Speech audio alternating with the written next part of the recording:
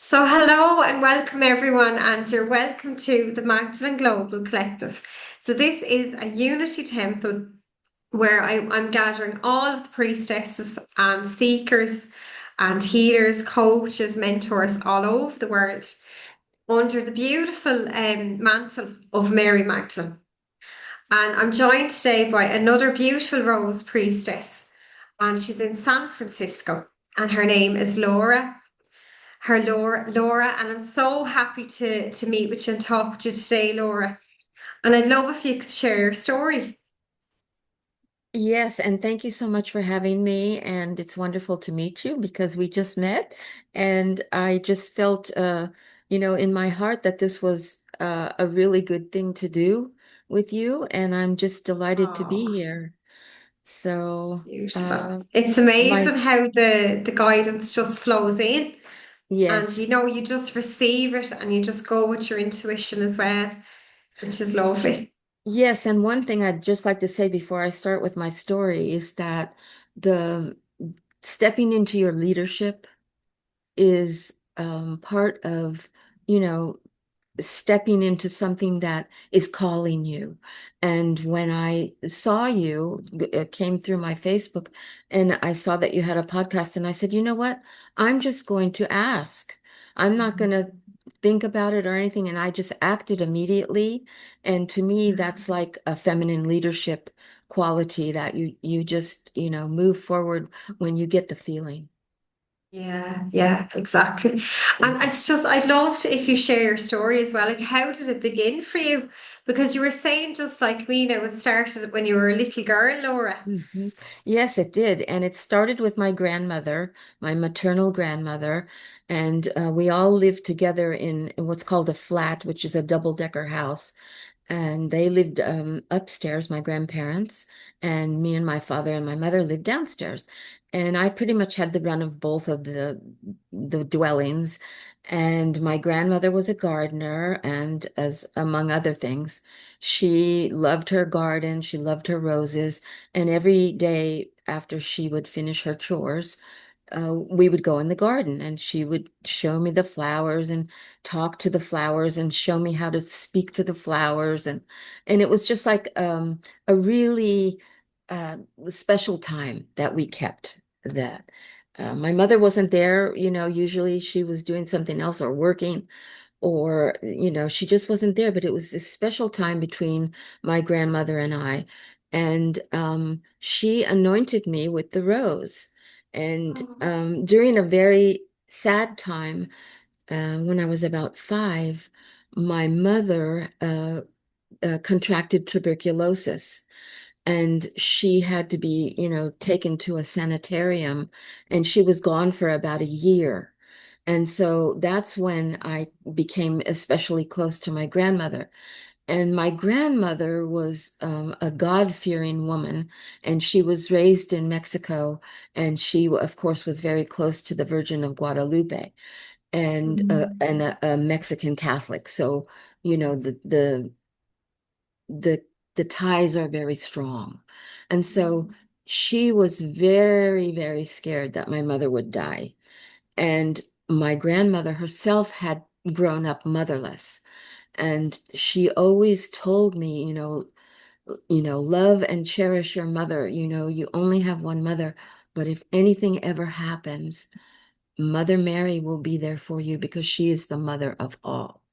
And so she, just put that thought into my mind. And when my mother was gone, when she was ill, I began to rely on that very much because I could feel my grandmother's fear. But at the same time, I'm trying to be brave. And she was trying to be brave as well, but we were both scared. And so we would go in the garden and speak with the roses. And she showed me that if I would speak to the rose, and that Mother Mary was within the rose, and that I could make contact with her. And just, and at first I said, well, what do I say? And she said, just say anything you want. What are you feeling? What do you need? What do you want her to know? And so I began to develop that ability to speak to the flowers and thereby contact with Mother Mary. So that was the first important step in this lifetime that I took. It's your initiation. Yes, Mm. yes. And as I grew up, um, I didn't I didn't really think about roses or anything like that, but I was, feeling spiritual. Although sometimes I felt like as if I didn't fit in with everyone. Especially when I got to the teenage years, I always felt a little bit different. Like I just, I don't know, it wasn't an uncomfortable feeling, but it's just as if I knew something, there was more. And so later I began to study herbs. And this became a 5-year adventure for me at this beautiful farm in California that was called the Dry Creek Herb Farm. And the woman that ran it was just really a earth mother, and she was wonderful. And I ended up being an apprentice, and we spent the weekend there. Once a month, I would go for 9 months out of the year. So I did this for 5 years. And at the end of the fifth year, the woman decided to sell the farm. So everyone, of course, was really sad and like, what are we going to do? And our place is going away. And, so we all had to realize that all of this study that we had been engaging in needed to mean something now, of course. And I was a little bit slow on that. I wasn't quite as active as some of the other women who were making tinctures and, working with the herbs and all of this. And many of them lived much closer to the farm because I lived in the San Francisco Bay Area. So I was like the city girl that would come there. And the others were more in the country. So they had access to more land and things like this. So I collected a lot of books and read a lot and just was contemplating what am I going to do with all this knowledge that I've been, consuming. And on the last day of the May, we had a festival because we always had a closing festival. And we had a beautiful potluck lunch, and there was festivities. We did a maypole and all kinds of really fun things. It was the most gorgeous day. Like, you just get the feeling like you feel all the energy in the air. And the sunflowers were 7 feet tall, and there was the gentle breeze. And I remember seeing them just swaying back and forth and just so beautiful. And I thought, this is some magical place, Yeah. this Mm. feels very, very special today. And although there was a sadness, there was also something in the back that was saying, this is a very special day. So as we were eating our lunch and, enjoying all of the food that everyone had made, a woman named Susan came out of her truck with a container, a small cooler, and she's bringing dessert. And I said, "Ooh, what have you got there?"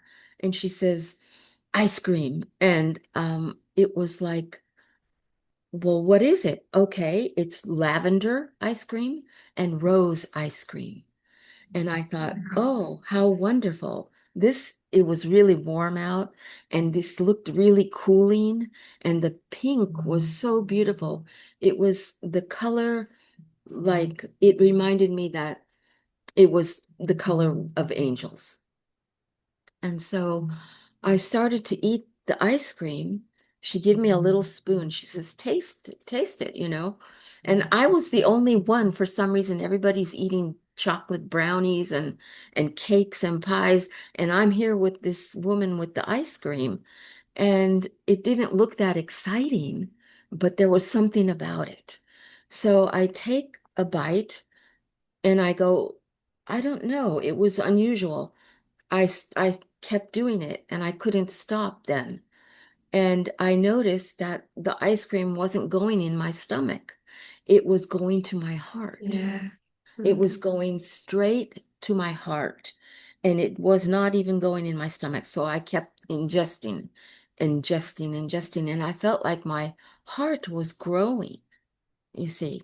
And then I saw my friend next to me, and because I felt like I'm having a sensation, and I said to her, do me a favor, taste this, because I'm feeling something more than just a flavor. And she started eating it, and she goes, oh, yeah, what is this? It was like magical. And so Yes. we kind of hogged it to ourselves. And I said, if we don't stop, there's not going to be anything left, because we just kept tasting and tasting, and we couldn't stop. And then all of a sudden, I hear a voice, and it comes right into my ear from the right side. And it says, you're going to write a book about cooking with roses.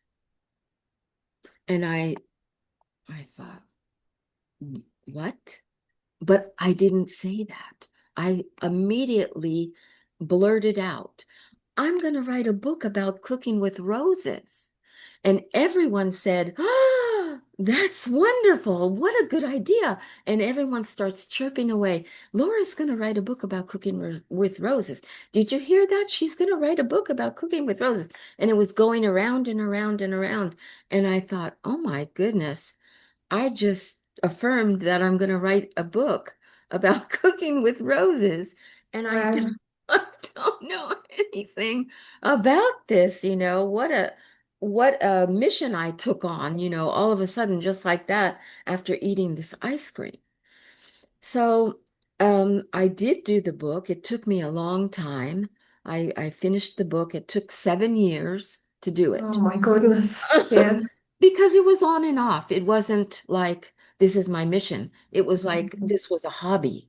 Yeah. I'm going to write Yeah. this book, and it's a hobby, and it's enjoyable, and I learned a lot, and I studied, and I got recipes from all over the world. So I named the book The Rose Cookbook, A Treasury of Recipes from Around the World. And so I when I after I got it done finally, it launched me on a couple of years worth of rose, going around to the various Mm. rose societies that we have. And they have, their meetings. Once a month they meet in different cities, different clubs. And so I started making the circuit up and down California, and I would appear and give a little speech and talk about my book and do some reading from the book. And I would usually bring some rose cookies or a rose cake that I would make with rose water and rose syrup, and then give some samples. And it was Yeah. really fun. It was beautiful. It was a wonderful thing, and I did it for a few years. I did that, and then I kind of fell back and just worked corporate and did that for the longest time. But I was really good at it, but I wasn't happy. And always I was finding ways to go back to the Rose, back to Mary, and eventually back to Mary Magdalene. And because later on, of course, through all of my ascension work, I realized that it was Mary Magdalene and Mother Mary who had Yeah. whispered that message to me about the Mm. book. And they were telling me, this is part of your path. You know, this is your path with the rose. And through the rose, you are with us, and we are with you. And so the message was very, very powerful and very, very strong. But I went in and out again. So it took me all the way until the time that I left the corporate world, finally in 2023, when I decided this is enough. And then I truly stepped into my ascension and started, seriously working with the powers that be, with the goddesses, with Mary Magdalene, with Mother Mary, and then the dragons stepped in as well. So I started really understanding what my mission was, and it turned me back around to the rose. Yeah. And when Yeah, it's I, powerful. yes, it was very powerful. And when I came into studying with one mentor who had a thing called the Dragon Quest, um, this is when it became very powerful for me because through working with the dragons, I was able to travel to several other lifetimes. And that's when I made discoveries of my lineage. And because that's what I was seeking, I really wanted to know. Because going back to my grandmother, I thought, well, it didn't end with her. Yeah. There was Yeah. more behind her because she had told Mm. me stories of her grandmother, which would have been my great grandmother, that when she came from France, she brought roses with her and tried to salvage some rose plants that she had from France. And I guess they sewed them, they would put them in their skirts and, in their bodice and things like this to bring them with them so that when she got to Mexico, which is where she was migrating to with her husband, who was from Spain, would be able to enjoy the roses that she had when she was in France. And so when I started to discover all of this and even more with the dragons, my lineage started to, really shape up in front of me. And I traveled to some Palladians as well, and I was introduced to my grandmother there, who was a master gardener at the time. And then I was introduced to um, working with the roses and flowers, and that I was a flower linguist, that I was able to make music with the flowers. Mm. The tones would come through, and all of this was, the messages that I was getting by opening my channel by Mm. working with this mentor who had the Dragon Quest. Yeah, the light language as well. It's just coming Yes, through as well. Yeah. It's yes, beautiful, isn't it? yes. It's really beautiful. And Yeah. then l during last summer, I guess there was in June and May of last year, there was a lot of solar activity, solar Mm. flares, and it was affecting me a lot for some reason. Yeah. I was feeling these energies. And that's when I started having um, a lot of connection to Mary Magdalene. And I I was getting a lot of downloads. And so the downloads came, and there was four in total, and three of them were very strong, and I completely got the Rose Codex that I Mm. that I work with now to it in three big chunks. It came all uh, earthborn roses, threshold roses, and then galactic roses. So all of that came, and then in September the final message came.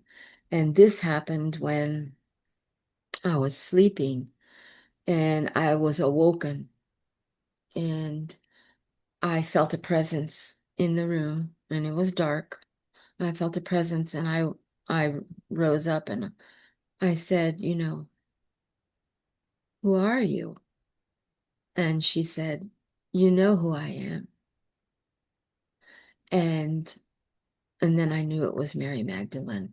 And she presented herself as a burgundy flame, and in the middle of the flame was gold, and it was, burning and flaring. And I felt, of course, very drawn to this flame. And I said, what do you want to tell me? What do you want? What do you want me to do? What do you want to tell me? And she immediately went into a light language message. And I thought, oh my gosh. So I jumped up and I grabbed my notebook and I took down dictation of what she said, phonetically in the light language. And I wrote it all down. And this went on for 1 hour. And I captured it. And I thought, oh, this is incredible. And that was it. That was the final um step that I realized my mission was aligned and that I was on the path. I was part of the lineage and that Mary Magdalene was with me. Beautiful, beautiful.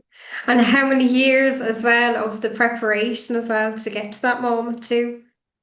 It Oh takes a yeah, long time. it Yeah. it's a journey. It's Was a it total light finally when journey. you was it finally when you stepped back from your work as well? Did you find that's when you really stepped into the power of who you are? Did you Yes, really have to let go of all the distractions? yes, I had to because it was inauthentic. Mm. It wasn't really me. I was pretending a life. It just wasn't. Yeah. And it started feeling worse and worse towards the end. I Yeah. started to feel as if I was losing myself. I was losing my femininity. I just didn't feel right at all. Mm. And Mm. I knew there had to be something. I had to work my way back to myself. Yeah, it's beautiful. It's beautiful. What a beautiful journey you've had. And like, what would you share with the listeners, if they also feel a calling to Mary Magdalene and to the Rose? What Well, would you advise for them? I would say open your heart and listen and don't be afraid. Just, there's nothing to be afraid of. It's total love. It's the Mm. most beautiful feeling. I can barely describe how it is, but it's the feeling of completeness Mm. when you work with that energy, and it just feels like it's meant to be. I, I, it's just so ingrained in me, and I'm just so grateful that I have been able to find the lineage and trace it back. And then I got relentless with my aunt. My mother's passed away, but her sister remains, and I was, pounding her for information, trying to help her remember, because I'm remembering what my grandmother told me. I had I had buried that information. I forgot that she told me that my grandmother, you know, came with roses from France, and I thought, just as a 4 or 5-year-old, you're thinking, that sounds Yeah. silly, or, why would she do Yeah. that, She was going to bless the land where she was going. She was Yes, bringing that medicine with her. yes, she wanted But to like there's keep the a connection. to keep the connection. Yeah, there was Mhm. a message I hear over and over again from Mary Magdalene. It's like she wants us to come into the fullness of her spirit and to really rest into her heart and working with her heart to be so open and so grateful. Because when the more you go into the gratitude, the more your heart opens, and it opens like the rose. And it is that this medicine is there for everybody, Mhm. because the thing is that a lot of people are stuck in like, I don't know what you could call it. Maybe you might call it a slumber or the matrix, or just sometimes they're not even living, like they're just lost in the living of their lives. And the rose like that, it brings you back so much into being, that it's like now you can't sleep once you experience it. You need to stay awake. You need to Mhm. to live from that fullness. Exactly. Yes. It's beautiful. Yeah. Um, have you helped many women as well, Laura? Are you actually providing sessions and Y- Yes, I am, and I created the codex. I'm also working on a book right now, and that's keeping me quite busy. So I'm creating a first book. There's actually going to be four, but the first book is the Rose Codex, the art of um divine remembrance. And because I feel that that is the path, Yeah, the that's the key, isn't remembrance it? path. Yes. That is Yeah. the path of remembering, who you are, where you came from, who came before you, what did they give you, what do you carry from them? It's so important. And I feel, just like you said, some people are just not awake. They're not there, but the ones that are the ones that want to wake up and know themselves and remember that those divine memories. Yes, for sure. I love to help those, to help them Yeah. remember because And it's the most beautiful feeling. what would you say about the dragons? Like, what did the dragons bring to you in your life? I feel that they brought, um, well, first of all, they're very benevolent and very sweet and kind and helping and loving. Um, and they bring um, a deep remembrance. Um, just as if because they're coming out from under the ground, um, coming back out and bringing this deep knowledge. And I love them because they're very protective and just making you feel very safe and Clearing the earth being as there well, aren't they? instantly. Yeah, they just, whenever you ask, they're there, just like any other benevolent energy that you work with. Once you make the connection, if you want help from them, they are there for you. And the journey expanded itself because as I developed this Rose Codex, I realized that there was a dragon ally for each rose. And so that thickened the journey, right? It made it even more Yeah. interesting because then it started to break down like not only does the rose have a meaning and a color and characteristics, but now there's this ally that's helping with the rose and also bringing in its own characteristics and qualities. Yeah, it's beautiful. It's beautiful. I channeled myself. There was around 9 roses that came in. There was 9 different kinds. Hmm. And each one like that, like has its own vibration and can just apply to the different people as well, you know. Oh, yes. I found the white rose. I don't know if you felt this yourself, but it really actually, I was told, is that it dissolves the ego and it dissolves the spiritual ego that sometimes people can fall into that little trap as well, Mhm. you know, of feeling like they're the only person in the world to be a channel for the energy, you know, or to share the energy. Because really it's there for us all as well. Yes. Yes. And it really is that time to wake up. So like what would you say to the person now that wants to learn more? Go to the books or go to the You mean as far as learning more about that energy? yeah. Um, well, I would say there's several things you can do.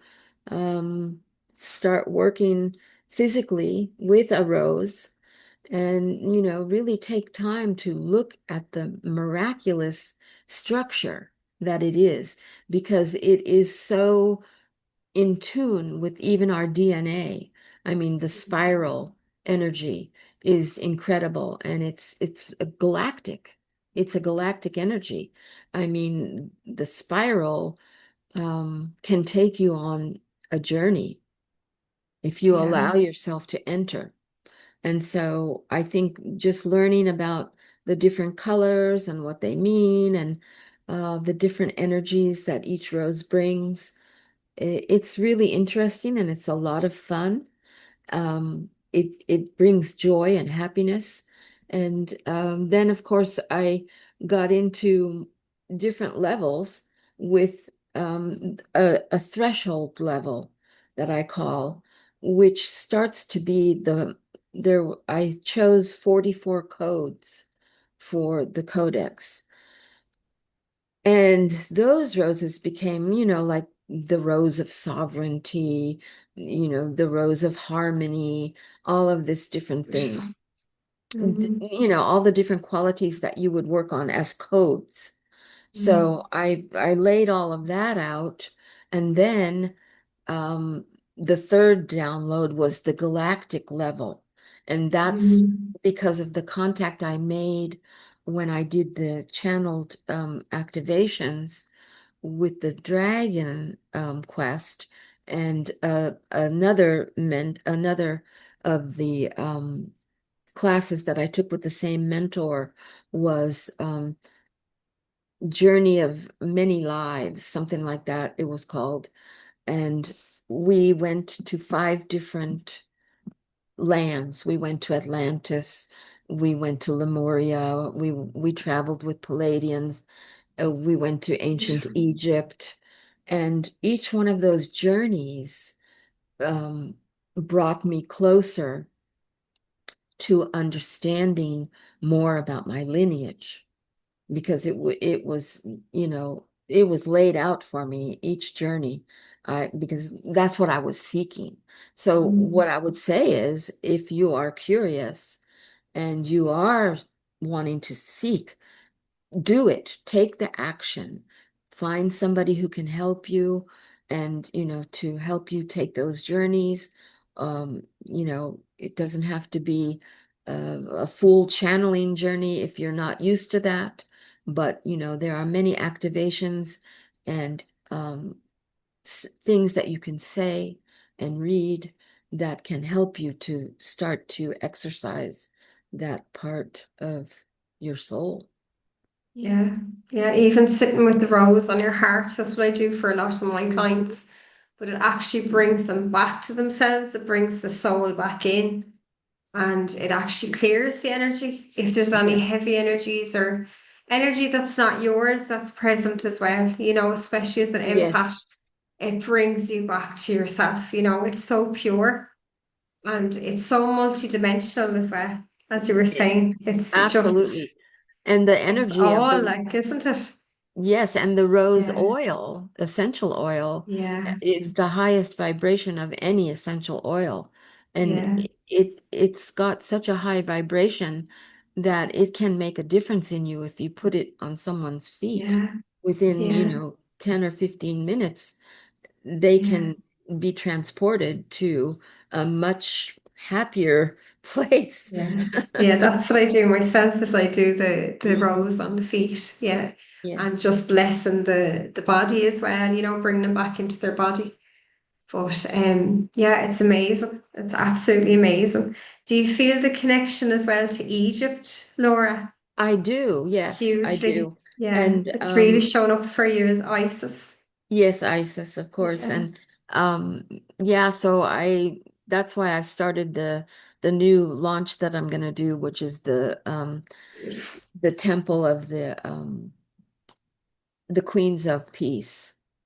Wow. And that's what I'm working with now is Sophia, Isis, Mary Magdalene, and Mother Mary. Those Beautiful. energies. So that's going to be happening in July. So I'm happy about that. So what I love about all of it is that it keeps growing. And once you step out onto your journey, you know, it just keeps getting more and more and giving more back to you, Yeah. which is so Yeah. fulfilling and so heartwarming, just to like, what is it going to be now? It's like this is a surprise. Just like meeting you, this was a surprise. This is part of my path. So Yeah. I'm Yeah, just she calls exploring. it the gathering. She says the gathering of the sisters, she just Yes, brings us together. yes. Yeah. Yeah, It's so it's beautiful. beautiful. Yeah, I say to Yeah. most people just even if you can just light a candle on your altar every morning, and Yes. that's the light you call into your day. Just let your first moment be that you light a candle. And like that, it's that you're open up for the energy to come in. Yes. Yeah, it's beautiful. But one thing you've mentioned as well is that with the rose as well, you've always felt so much protection all your life as well with the Divine Mother and the Divine Feminine. Have you always felt that you're just held and you're safe? I did, yeah. And my grandmother actually instilled that in me. I mean, she told Yeah, me if you ever feel, you know, afraid, yeah, don't be afraid because Mother Mary is always with you. And all you have to do is, think of her or look at the rose or smell the rose, and let's remember everybody feels it differently. Some people it's visual, some people it's, mm, there's sense of smell. Some people ingesting the rose energy can bring them to Mary Magdalene or Mother yeah, Mary. And yeah. Like the flower essences as well, yes, or the rose tea. the rose water, Yeah, the rose yeah, tea, rose petals, making sachets, a dream pillow with rose mm, buds and petals in it. So that's a beautiful idea. so Mm, many ways that you can do. It's just that's why it's so an adventure because you mm, don't know exactly what is going to be for you, but you can yeah. try all these different methods, and it's a lot of fun as well. And do you pray, Laura? Like, have you been asked by her to pray, or do you just pray in your light language? What way do you pray now? I pray in a couple of ways. Yes. Yeah. I pray the normal way that I was brought up praying, and I pray in light language, and I pray silently, Mm, So various methods, just I don't know if it's depending on what I need or depending on what I feel. yeah. Just Yeah. it seems like it's just a normal way of being, just in a almost like in a constant state of prayer. Mhm. Just the vibration is just always there. Yeah. Yeah. That's true. That's true. Once you live a life of devotion, Hmm. it's part of the everyday. It's beautiful. Yeah. Esther, thank you so much for sharing your story as well. It's just I hope that it has reached that one person that needed Yes. to hear this today as well. Have you a little offering or a little healing or a little meditation or something you'd like to share with the listeners today? Or a little blessing? Um, well, I could, I suppose. I would just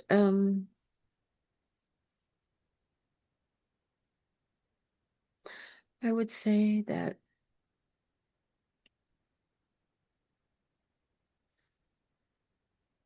Mother Mary is saying, I am always with you, and you can find your grace easily when you think of me. Pick the white rose and feel its purity. You will know and remember what you have always known, and so it is. Beautiful, Laura. It's such sweet, isn't it? Just such a beautiful, sweet energy. Yes. Oh, it's beautiful. It's beautiful. Thank you so much for coming on and for sharing your story and your love and your light with all of us today. Oh, And it's my pleasure. it was an absolute pleasure. Yeah, absolute pleasure. And the very best of luck now with your book. And I know there's so much more to come as well. Oh, So, yeah. yeah, so we'll add all of your details in as well on the description. Oh, And wonderful. Thank you so much. yeah, I and really so enjoyed. much love. Yes. Lots of love. always. Beautiful.